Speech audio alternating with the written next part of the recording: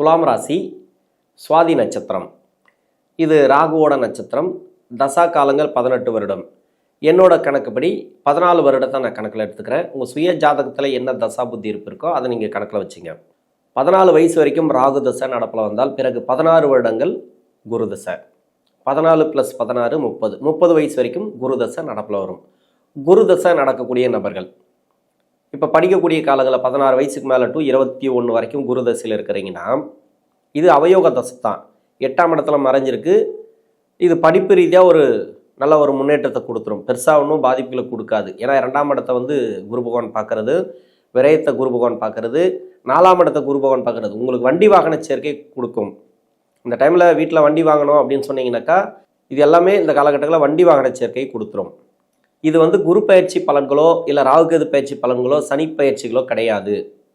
இந்த 3 கிரக பயிற்சிகள், அதாவது சனி பயிற்சி, குரு பயிற்சி, ராகுகேது பயிற்சி, இந்த பயிற்சிகள் ஆகியும் எனக்கு சரியான முன்னேற்றம் இல்லை, வளர்ச்சி இல்லை, பொருளாதாரத்தில் வீழ்ச்சி தான் எனக்கு கிடச்சிருக்கு, எனக்கு கஷ்டத்தை தான் கொடுத்துருக்கு. அது என்ன காரணம் அப்படின்னு பார்த்தீங்கன்னாக்கா அது தசாபுத்தி பாதிப்புகள். அதை சொல்லக்கூடிய வீடியோ தான் இந்த வீடியோ. மொத்த கிரக நகர்வுகளை வச்சு இந்த ஆண்டு எப்படி இருக்கோ இதுக்கப்புறம் எப்படி இருக்கும், உங்களுக்கு தசாபுத்தி ரீதியாக இதுக்கு முன்னாடி இப்படி பாதிக்கப்பட்டு இருந்தீங்கன்னாக்கா இதன் பிறகு உங்களுக்கு எப்படி இருக்கும் அப்படின்னு சொல்லக்கூடிய வீடியோ. 20 வயசுக்கு மேலே 30 வயசில் இருக்கக்கூடிய நபர்களுக்கு என்னோட கணக்குப்படி குரு தசை பிற்பகுதியில் வருது. உங்கள் சுய ஜாதகத்தில் என்ன தசா புத்தி இருப்போ அதை நீங்கள் கணக்கில் வச்சுக்கிட்டிங்கன்னா உங்களுக்கு புரியும். சுவாதி நட்சத்திரக்காரர்களுக்கு ராகு தசை இருப்பு ஒரு சிலருக்கு 4 வருடம் இருக்கலாம், ஒரு சிலருக்கு 8 வருடம் இருக்கலாம், ஒரு சிலர் பேருக்கு 12 வருடங்கள் இருக்கலாம். நான் 14 வருடம் கணக்கில் எடுத்திருக்கிறேன். தசா புத்தி கணக்கு ரீதியாக ஒரு சில குழப்பங்கள் இருக்கும். அதனால் நீங்கள் எந்த வயசில் இருந்தாலும் சரி அந்த வயசுக்கு என்ன தசை நடக்குதோ அந்த தசைக்கு உண்டான பலன்களை நீங்கள் எடுத்துங்க. அப்போ தான் உங்களுக்கு ஈஸியாக புரியும். நீங்கள் வயசு மென்ஷன் பண்ணிங்கனாக்கா உங்களுக்கு குழப்பங்கள் அதிகமாக இருக்கும். குரு தசை சொல்கிறேன்னா குரு தசைக்கு உண்டான பலன் நீங்கள் எந்த வயசில் இருந்தாலும் சரி, சனி தசை சொல்கிறேன்னா சனி தசைக்கு உண்டான பலன் நீங்கள் எந்த வயசில் இருந்தாலும் சரி, அது மாதிரி எடுத்துங்க, உங்களுக்கு ஈஸியாக புரியும். இப்போ குரு தசையில் பிற்பகுதியில் இருக்கக்கூடிய நபர்களுக்கு முதல் 10 வருடங்கள் ஒரு பலன்களை இந்த குரு பகவான் கொடுக்கும். பின்னாடி வரக்கூடிய 6 வருடங்கள் ஒரு பலன்களை கொடுக்கும். உங்கள் சுய ஜாதகத்தில் குரு இருக்கக்கூடிய இடத்த பொறுத்து இருந்தாலும் குரு தசையில் இப்போ வேலை வாய்ப்பெல்லாம் கொடுத்துரும். வேலை வாய்ப்பை பற்றி நீங்கள் கவலையப்பட தேவையில்லை. வேலை வாய்ப்பில் நல்ல ஒரு முன்னேற்றத்தை கொடுத்துரும். குரு பகவான் 8ஆம் இடத்துல இருந்தாலும் கெடுக்கக்கூடிய அமைப்பில் இல்லை. பொருளாதாரத்தை கொடுக்கக்கூடிய இடத்துல பார்வை விழுது குரு பகவானுக்கு. அப்போது உங்களுக்கு வேலை வாய்ப்பெல்லாம் உண்டு. வருமானத்தையும் கொடுத்துரும். வருமானத்தை கொடுக்குன்னா ஒரு வேலையை கொடுக்கணும், வருமானத்தை கொடுத்துரும். முயற்சிகளை கொடுக்கும். ஏன்னா முயற்சி ஸ்தானாதிபதினு சொல்லக்கூடியவர். முன்னேற்றத்தை கொடுக்கணும். இந்த காலகட்டங்கள் வளர்ச்சியான காலகட்டங்கள் தான். நீங்கள் பயப்பட தேவையில்லை. நீங்கள் வெளிநாடு போயிட்டு மேல் படிப்பு படிக்கணும்னு நினைக்கக்கூடிய நபர்களாக இருந்தாலும் அவர்களுக்கும் நல்ல வளர்ச்சி உண்டு. திருமணத்துக்காக முயற்சி பண்ணுறீங்கன்னு வச்சிங்களேன், இந்த திருமண வாழ்க்கை எப்படி இருக்கோ அப்படின்னாக்கா இப்போ 8ஆம் இடத்துல குரு இருக்குது. நேராக குருவுடைய பார்வை 2ஆம் இடத்துக்கு விழுது. இப்போ திருமணத்துக்கு உண்டான காலம்னு ஒரு சில பேர் சொல்லுவாங்க. குரு 8இல் மறைவது குரு பலம் இல்லை அப்படின்னு சொல்லுவாங்க. கோச்சார ரீதியாக குரு பலம் இல்லை தான். ஆனால் குடும்பஸ்தானத்தில் குரு பகவானுடைய பார்வை விழுறதுனால இப்போ குடும்ப மேன்மை அப்படிங்கிறதுக்காக ஒருத்தரை சேர்க்கக்கூடிய வாய்ப்பு இருக்குது. இப்போ குழந்தை பாக்கியம் இல்லைனாக்கா குழந்தை பாக்கியம் ஒருத்தர் சேர்றதுக்கு உண்டான வாய்ப்பு, இல்லை குடும்பத்தில் ஒருத்தர் இணைக்கிறதுக்கான வாய்ப்பு, அதாவது திருமணம் அதெல்லாம் கொடுக்கும். குடும்பத்தில் ஒரு வளர்ச்சி அது திருமணம் சார்ந்து கொடுக்கும்.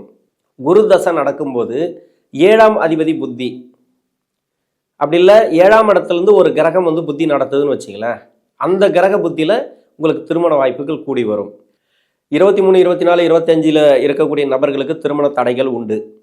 25 வயசுக்கு மேலே இருக்கிறீங்கன்னு வச்சிங்களா, ஒரு 27 இல்லை 27க்கு மேலே ஒரு 31க்குள்ளே இருக்கிறீங்கன்னா இவங்களுக்கு திருமண பாக்கியம் உண்டு. அதாவது 26 வயசுலேருந்து 30 வயசு வரைக்கும் இருக்கக்கூடிய நபர்களுக்கு திருமண வாய்ப்புகள் உண்டு. இது ஒரு நல்ல தசை, நல்ல புத்தி நடந்தால் உங்களுக்கு சிறப்பு. குரு தசையில் புத்தி நடத்தக்கூடிய கிரகம் இருக்கு இல்லையா, அது நல்லா இருந்துச்சுனாக்கா இந்த காலகட்டங்களில் திருமணத்தை கொடுத்துரும். இதில் கடன் பிரச்சனைகள் இருந்தால், ஏன்னா 6ஆம் அதிபதி தான் அவர் 8ல் மறைஞ்சிட்டார். இப்போ கடன் பிரச்சனை தீர்த்து வைக்கும். இந்த வயது காலகட்டத்திலும் கடனில் இருக்கிறவங்க இருக்காங்க. சுய தொழில் கடன், வேலை வாய்ப்புக்காக கடன் வாங்குறது, இது எல்லாமே பார்த்தீங்கன்னாக்கா இந்த கடன் அமைப்பெல்லாம் இந்த காலகட்டங்களில் குறையும். திருப்பி ரிப்பீட்டட் வார்த்தை வருது அப்படின்ட்டு தவறாக எடுத்துக்கொள்ள வேண்டாம். குருதசையில் இருக்கக்கூடிய நபர்களுக்கும் கடன் பிரச்சனைகள் இருக்குது, குடும்ப பிரச்சனைகள் இருக்குது, பொருளாதார பிரச்சனைகள், சுயத்தொழில் பாதிப்புகள் எல்லாமே இருக்கு இல்லையா, அதுக்கு நான் விளக்கம் கொடுக்கணும். இந்த கோச்சாரத்தில் இருக்கக்கூடிய கிரகம் இந்த தசாபுத்தி காலங்களில் இந்த பலன்களை கொடுக்கும் அப்படின்னு நான் சொல்லி தான் ஆகணும். அதே சனி தசை நடக்கக்கூடிய நபர்களுக்கும் அந்த ப்ராப்ளம் இருக்குது.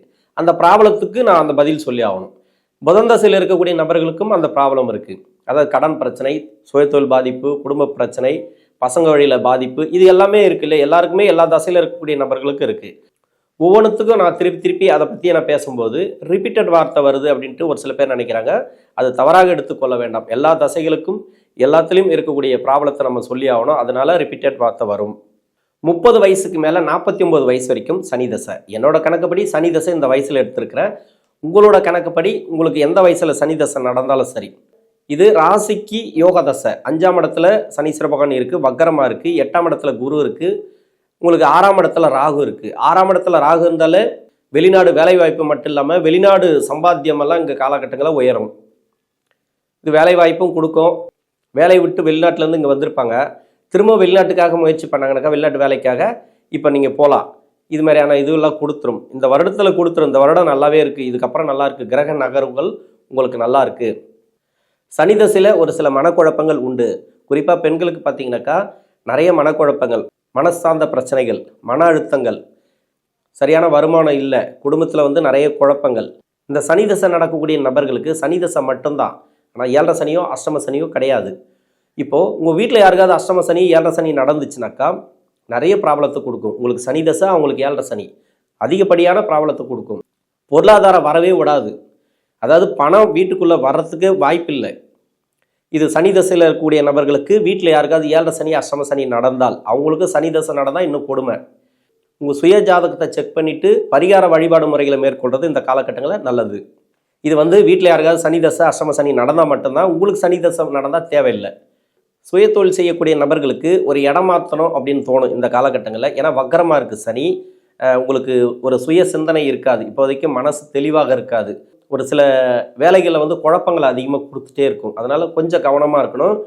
வக்கர காலங்களில் சனி பகவான் ஒரு நிலையான பலன்களை கொடுக்காது.